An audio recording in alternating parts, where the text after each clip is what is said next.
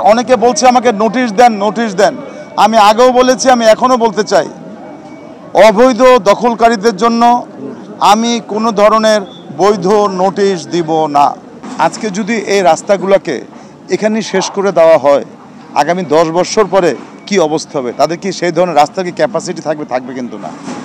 শুধু এখানে না, আমি বিভিন্ন জায়গায় যেখানে গিয়েছি আমি সবাইকে বলেছি 20 ফিট মিনিমাম। এবং আমার সাথে কিন্তু রাজুকের কথা হয়েছে। আজকে যে বিল্ডিংগুলো এখানে দেখছো তোমরা, এই বিল্ডিংগুলো কিন্তু রাজুকে তারা একটা আন্ডারটেকিং দিয়েছে, মুসলেখা দিয়েছে যে রাস্তা যখনই 20 ফিট চাবে আমরা কিন্তু ছেড়ে দিব। এই মুসলেখা দিয়েই কিন্তু তারা এই বিল্ডিংগুলো করেছে। সুতরাং এই মুচলেখাও তারা কিন্তু এখন ওরা যে মুচলেখা দিয়েছে তারা বলতেছে মুচলেখাটাকে আইন, আসলে কিন্তু মুচলেখা কিন্তু আইন না। এখানে আমি যদি ইফ ইউ গো ইনসাইড, এর ভিতরে যাওয়া হয়, এই যে দুইটা বাড়ি এটা রেলের জায়গা। এটা রেলের জায়গার মধ্যে তারা করতে পারে না। তারা কিভাবে রেলের সাথে করেছে আমার কোনো বোধগম্য না, আমি ওখানে যাব না। 2 হচ্ছে হলো, আমার এখানে রাজুককে আমি ডেকে নিয়ে এসেছিলাম, রাজুককে বলেছি মাপ দেওয়ার জন্য। রাজুক আমাদেরকে কিন্তু এখন রেড মার্কিং করে দিচ্ছে আমাদের সিটি কর্পোরেশনের কর্মকর্তাদেরকে নিয়ে। আমি বলেছি মার্কিং করে দাও এখানে। রাজুক যখন মার্কিং করছে তখন রাজুকের কাছে তারা কি আন্ডারটেকিং দিয়ে বিল্ডিং করেছে ওইটা কিন্তু রাজুক নিয়ে আসছে। আর এখানে যদি 20 ফিট যদি হয়ে যায়, এখানে আমি যদি ড্রেন করে দিই, এই এলাকার লোকজন তো জলবদ্ধতা হাঁটতে পারছে না।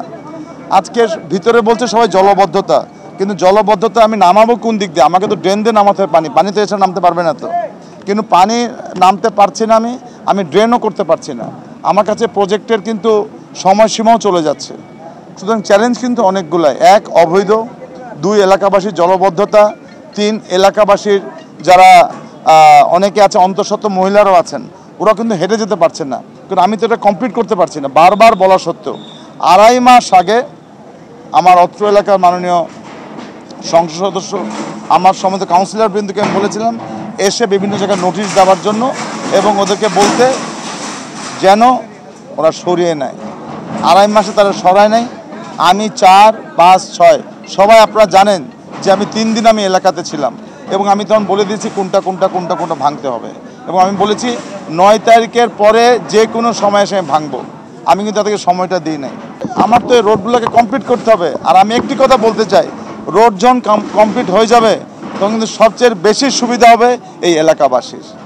রোড যখন কমপ্লিট হয়ে যাবে, জলবদ্ধতা হবে, কিন্তু জলবদ্ধতার সুবিধা পাবে কিন্তু এই এলাকায়, কারণ জলবদ্ধ থাকবে না, ড্রেনগুলো হচ্ছে। আর অনেকে বলছে আমাকে নোটিশ দেন। আমি আগেও বলেছি, আমি এখনও বলতে চাই, অবৈধ দখলকারীদের জন্য আমি কোনো ধরনের বৈধ নোটিশ দিব না।